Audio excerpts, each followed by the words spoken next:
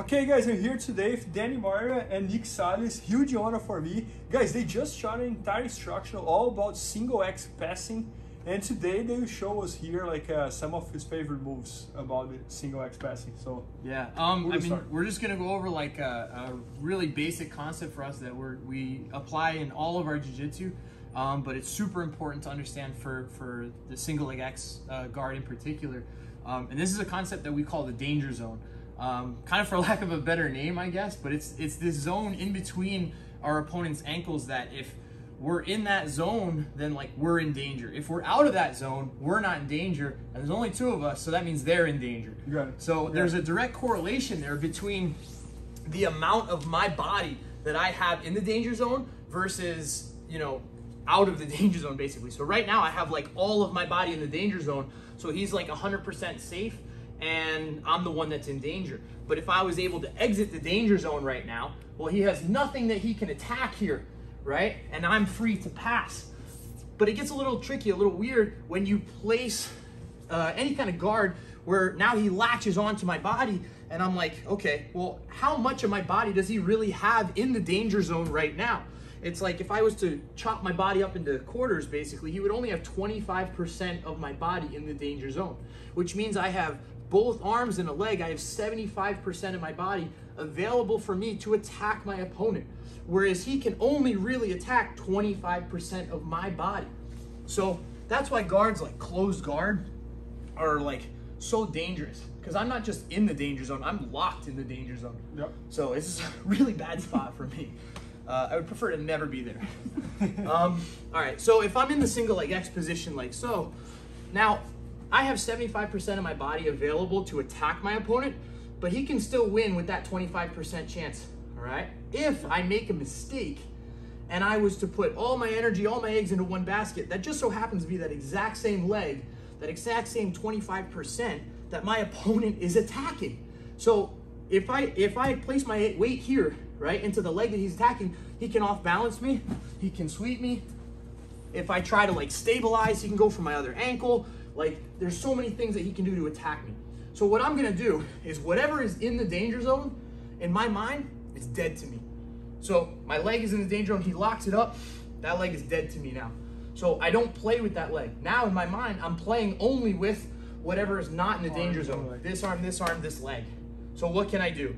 I don't wanna place my weight on it, because then I'm gonna get beat. So immediately I base my leg down and I place my weight into both of my posts that are not in the danger zone. So once I do this, now he tries to sweep me, he can't sweep me, there's no way. If he tries to double ankle sweep me, if he tries to anything, go ahead, try to sweep me over, it's like he can't, all right? just because you made her like that. Just because I placed my weight outside of the danger zone. That's all it is. Right, that's awesome. So then I have also, there's different models we can use, but we have to see now, once we've stabilized the position, we kind of neutralize all his sweeps now, I can really see, well, what is he doing? I have a lot of time available to me where I can see what is my opponent doing. I can counterattack it as I see it coming from a mile away now. So I make this grip on the outside of my opponent's leg, closing my elbow to keep him stabilized in this position. Where if he wants to attack that 25%, I'm gonna make him commit to that decision. So as I go here and my opponent tries to stand up with a technical lift or anything, it's like he can't stand up now, because he can't build his base. You know, you can't wrestle up if you don't have any legs. So if I keep his legs out from under his hips, there's no chance of him standing up. So the more he tries to hip escape and step up, all I need to do is raise my knee off the mat, placing all of my weight into that hand that's outside of the danger zone. So what I do is I go from placing my knee onto the mat. I always have live toes. I don't have dead toes like this where I could like get rocked back. So I have live toes, and the second I feel him raise and kick and try to do a technical lift, I activate my live toes, I raise my knee off the mat, and I just place my hips over his. And this ensures that there's no way for him to technical lift and get his base out from under him. So as he goes to stand up, there's no way he can do that. Now, as he does this, there's a nice little transition here where he goes from the overhook and he tries the underhook. I can always just extract my leg now. It's super easy at that point, getting myself outside of the danger zone. He goes for the underhook, right? Now I can extract my leg, I'm outside, and I can start to pass. Okay. Oh, then it fascinates me in Jiu-Jitsu, like how much we know about Jiu-Jitsu, but how much stuff we never thought about it. So I never thought about this danger zone concept, but it makes completely sense because that's true. If you're in between your opponent's legs, that's very dangerous. Especially if they lock the leg. Yeah, especially. I don't want to be there. Yeah. No, and another concept that I love it as well is like how you understand that your leg's trapped.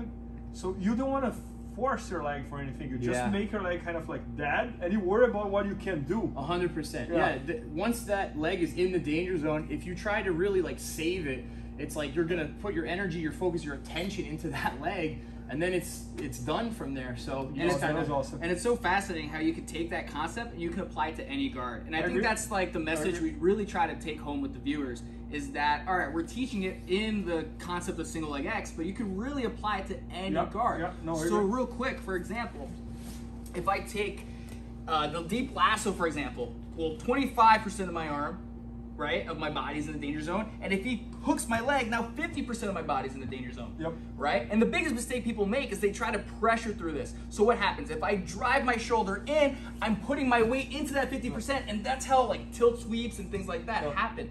But if we understand the weight distribution portion of this, all I have to do is place my weight opposite of the deep lasso, opposite of the hook. And I think that's way heavier for him. Exactly, he has no access to my weight. Right? So it's so awesome how we can apply these concepts to different positions. And I think that's what's really important about this DVD. That's like what makes Jiu-Jitsu so much fun for us, that we literally just spend hours on the mat figuring this stuff out. To figure stuff out. Oh, it's like a puzzle. We figure it all out. It's like so much fun because we think of it conceptually in this way.